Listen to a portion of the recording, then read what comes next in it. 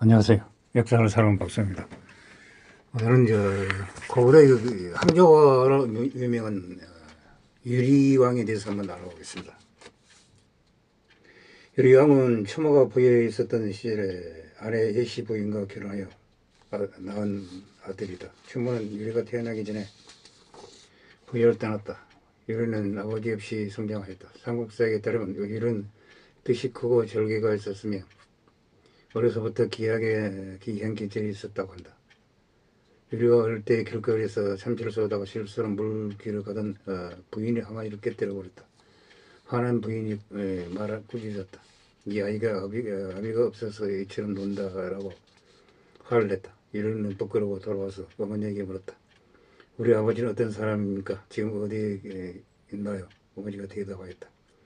너희 아버지는 평범한 사람이 아니라 나라에 응답되지 못했다. 그래서 남지로 도망하여 개국하여 왕을 징했다고 한다. 떠날 때 나에게 말하기를 당신이 아들을 낳으면 내가 남긴 물건이 있는데 그것을 칠각형의 돌 위의 소나무 아래서 감춰뒀다. 또 말하였다. 만약 이것을 찾는다면 곧 나의 아들임을 알겠소라고 하셨다. 이후 유리는 어머니의 말을 듣고 칠각형 돌과 소나무를 한참 찾았다. 그러던 중 자기 집의 소나무 기둥과 그 밑 칠각 돌 밑에 증거가 숨겨져 있다는 사실을 알았다. 옥지, 구추, 도조 등 3명의 동료들과 함께 동명상을 찾아갔다. 흔히 알려진 이야기가 이 부분이다. 이런 이 말을 듣고 사내가 찾았으나 얻지 못하고 지쳐 돌아왔다. 어느 날 아침 마루 위에 앉아있다가 기둥과 주춧돌 사이에서 소리가 들리는 것 같아서 다가가서 보니 주춧돌이 칠각형이었다고 한다. 그런 곡 기둥 아래서 부러진 칼 한 자를 찾아냈다. 마침내 그것을 가지고 옥지, 구추, 도조 등의 동지와 함께 절본에 이르렀다. 부엉을 만나 부러진 칼을 바쳤다. 임금이 자기가 가지고 있던 부러진 칼을 꺼내 한참 보니 이 여자 하나의 칼이 됐다. 임금은 기뻐하여 그를 태자로 삼았다. 이때 가서 왕위를 얻게 된 것이다. 동명상환과 제한 이리는 자신이 왕의 아들임을 확인하고 고구려의 태자가 되었다.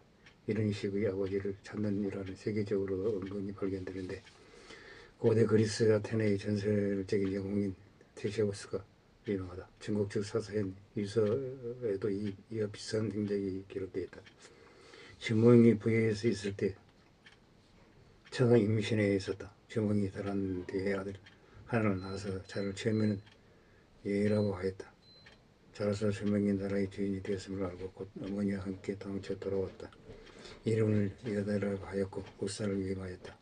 주몽이 죽고 여달의 뒤를 이어주게 하였다.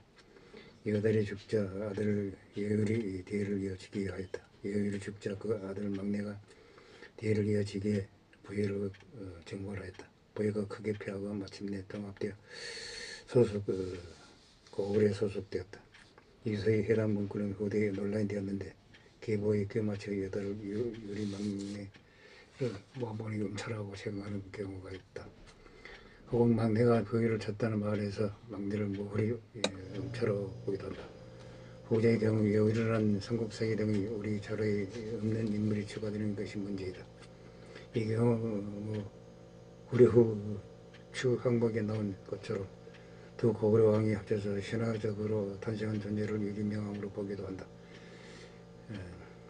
유리왕의 태자 제빵과 동명상황에 승하는 어교리라는 짧은 시간 내에 일어났다. 그리고 같은 해 이복 경자가 고구려를 따는 기록을 근거로 당시 왕의 죽음과 함께 정치 환경에 극심한 변동이 있었음을 유추할 수 있다. 유리명왕을 내세운 어머니 예시부인의 시력이 동명상과 소손을 위시한 절본 시력과 대척점에 있었다. 이 싸움에서 친유리파가 이겨 동명상왕으로부터 왕의 계승권을 탈취하는 한편 정적했던 소선호와 비루, 원조 형제를 남쪽으로 쫓아갔다는 설이 있다.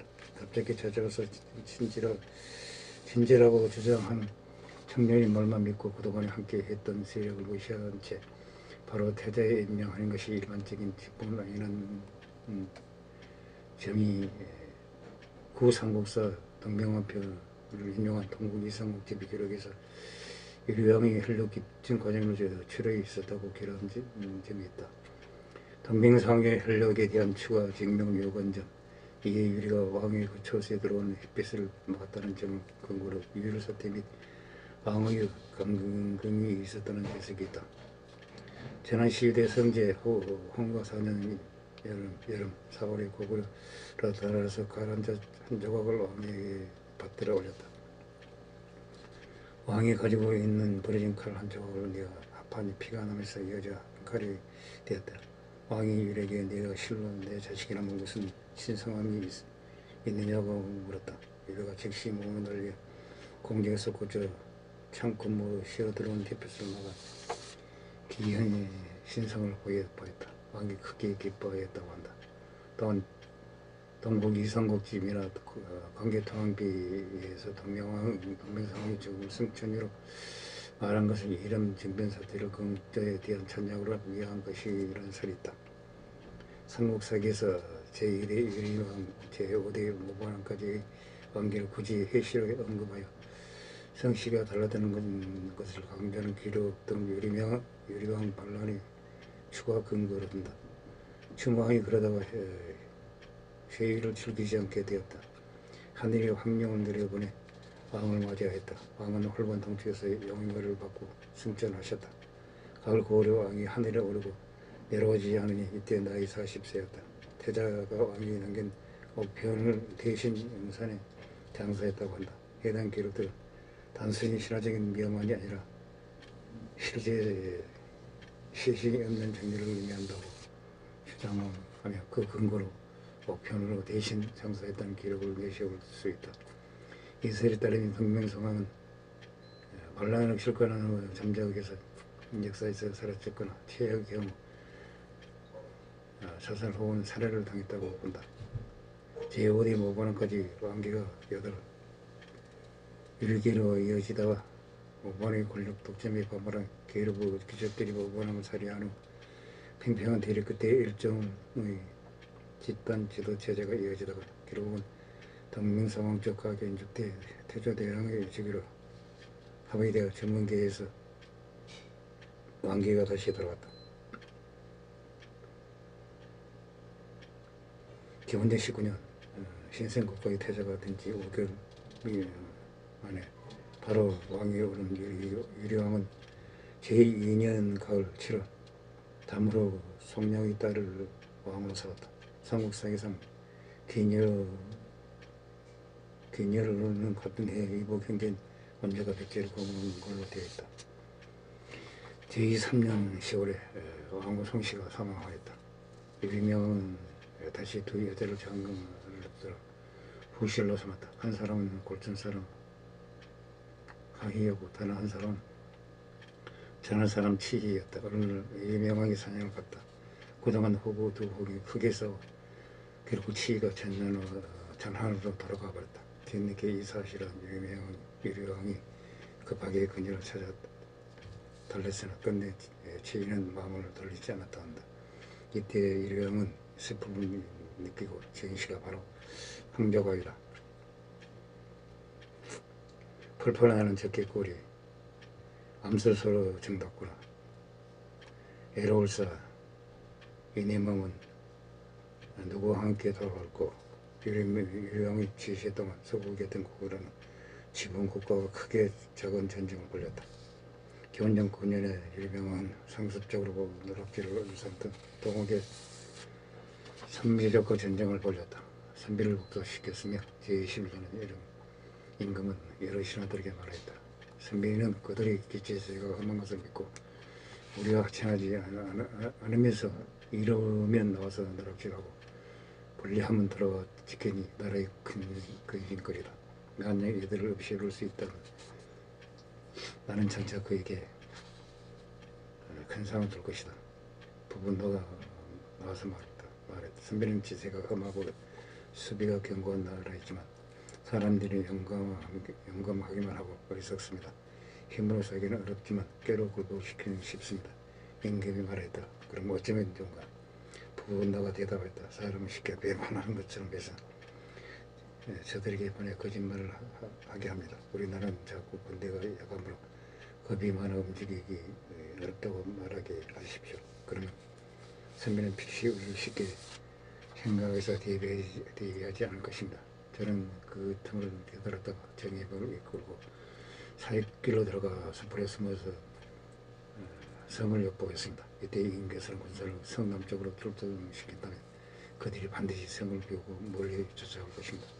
그러면 신생님의 정예병이 그 성으로 들려들어가 임금께서는 신의 영감 기병을 건드려 그냥 집에서 입경한다면 이길 수 있습니다. 임금은 그 의견을 따랐습니다. 선비는 과연 문을 열고 군대를 출동시켜 쫓아왔습니다.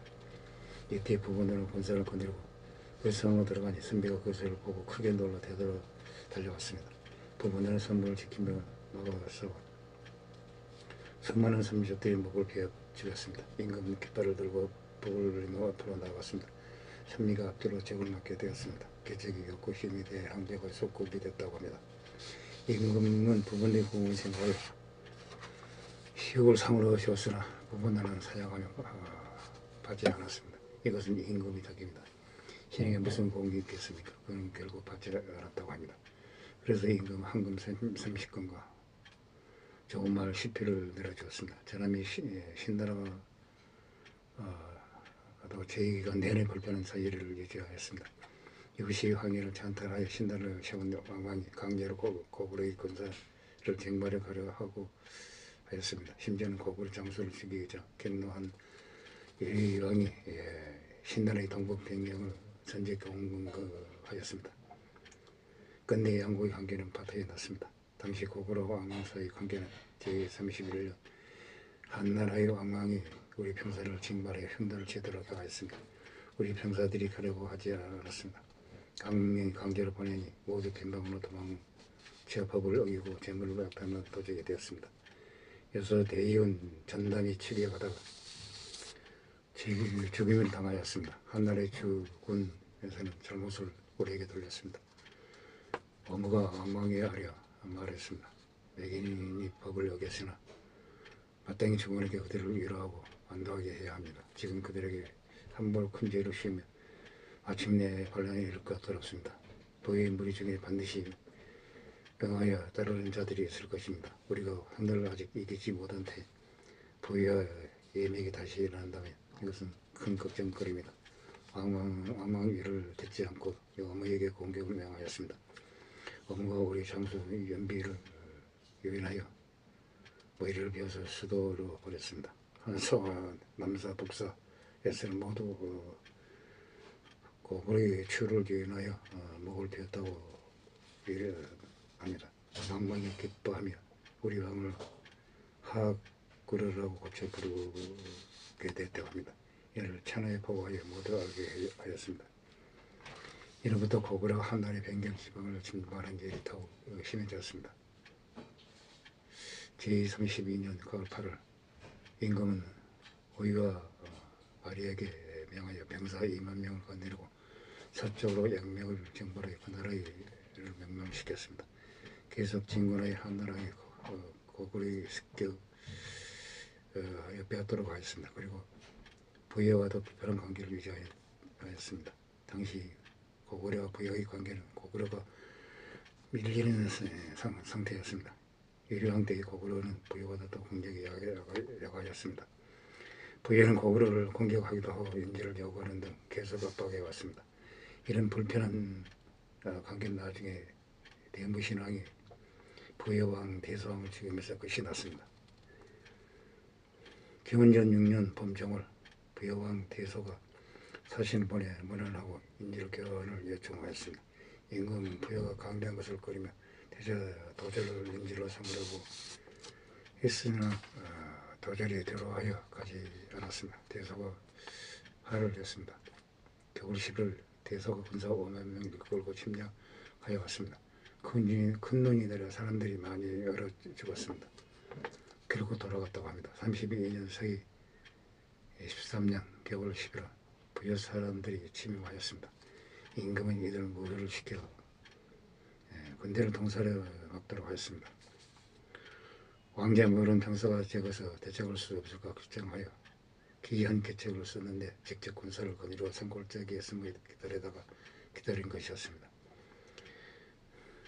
부여 병사들이 곧바로 학반령 아래서 이르자 숨어있던 병사들을 출동시켜 불의에 경고하였습니다. 부여군이 크게 패배하여 말을 버리고 도망갔습니다.